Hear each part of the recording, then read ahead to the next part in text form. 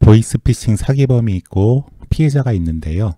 이 사기범이 피해자의 딸을 사칭해서 카톡을 보내서 피해자의 개인정보가 유출이 됐습니다.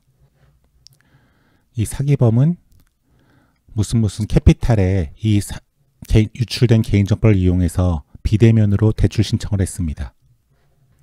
그리고 캐피탈은 서류들이 적법하게 다 갖춰져 있기 때문에 대출을 실행했고요. 그래서 피해자의 A은행 계좌에 3천만 원의 대출이 이루어졌습니다.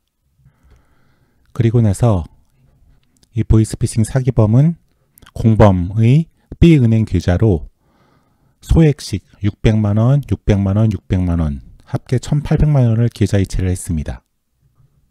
피해자는 이 계좌 이체 문자가 뜨자 이 보이스피싱 피해가 있다는 것을 알아채고 A은행에 보이스피싱 피해 구제를 신고했고요.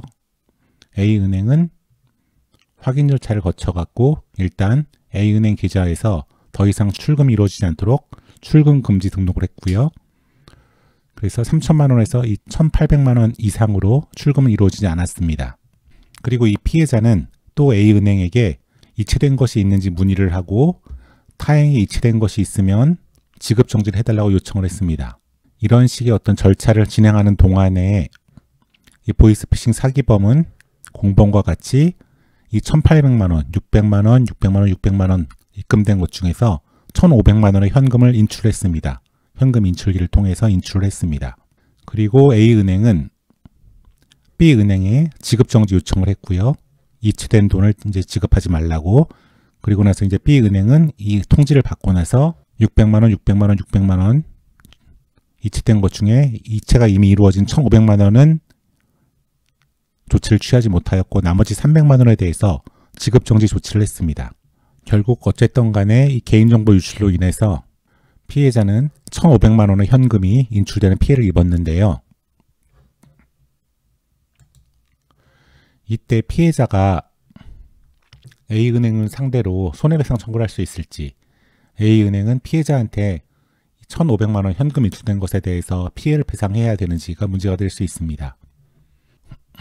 전기통신금융사기 피해 방지 및 피해금 환급에 관한 특별법은 이에 관한 규정들을 두고 있는데요.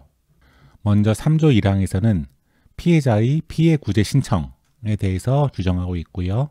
4조 1항은 피해 구제 신청이 있을 경우에 은행의 자사계좌 지급정지 의무를 규정하고 있습니다. 그리고 3조 2항은 타 은행으로 이체 송금된 경우 타 은행에 필요한 정보를 제공하고 지급정지 요청을 할 의무를 규정하고 있습니다. 요 A은행이 6번에서 출금 금지 등록을 한 것은 요 4조 1항에 따른 조치고요. 그 다음에 A은행이 B은행에 지급정지 요청을 한 것은 요 3조 2항에 대한 지급정지 요청 의무를 이행한 그런 게 되겠죠. 그리고 이 특별법 시행령 3조 1항은 이 피해구제 신청에 관해서 피해구제 신청서를 작성하도록 하고 있고요. 그리고 이 피해구제 신청서에는 신분증 사본을 첨부하도록 하고 있습니다. 그래서 이 규정은 직접 은행에 가서 피해구제 신청을 하는 경우에 적용되는 규정이고요. 그리고 또 이 시행령 3조 1항은 응급시에는 전화로 신청할 수 있다. 피해구제 신청을 할 수가 있고 금융회사는 은행은 그러면 이걸 본인 확인 같은 것을 거친 후에 일단 요 4조 1항과 3조 2항 조치를 해야 되고 그리고 신청한 사람은 3일 내에 이 서면 신청서와 신분증 사본을 제출해서 확인을 받는 그런 절차를 규정하고 있습니다. 따라서 만약에 A은행이 요 특별법과 요 시행령에 나온 본인 확인, 자사계정 지급정지 조치, 타은행 지급정지 요청을 통상적인 업무 처리 기간 내에 완수하였다고 한다면 이게 뭐 순식간에 할 수는 없는 것이고 뭐 보통 한 3분에서 5분 정도는 아마 소요가 될 겁니다. 이렇다고 한다면 A은행은 과실로 지체한 것이 아니기 때문에 이 1,500만 원 인출에 대해서 책임을 지지 않을 것입니다. 하지만 만약에 A은행 직원이 이 보이스피싱 피해구제 신고를 했고 이체된 것, 타행에 이체된 돈에 지급정지 요청을 했는데 여기에 대해서 법과 시행력이 없는 어떤 절차들을 요구를 해왔고 그 절차를 준수하느라고 업무가 지연이 됐고 그 지연 시간 동안에 예를 들어서 법과 시행령에 있는 조치를 하는 데는 한 5분 정도면 충분했는데 다른 절차를 요구했기 때문에 만약 10분에 걸려서 업무가 지연이 됐고 그 5분에서 10분 사이에 만약에 이 1,500만 원의 현금 인출이 이루어졌다고 한다면 여기에 대해서는 A은행이 책임을 져야 할 수가 있겠습니다. 보이스피싱은 사기 유형이 굉장히 다양한데요.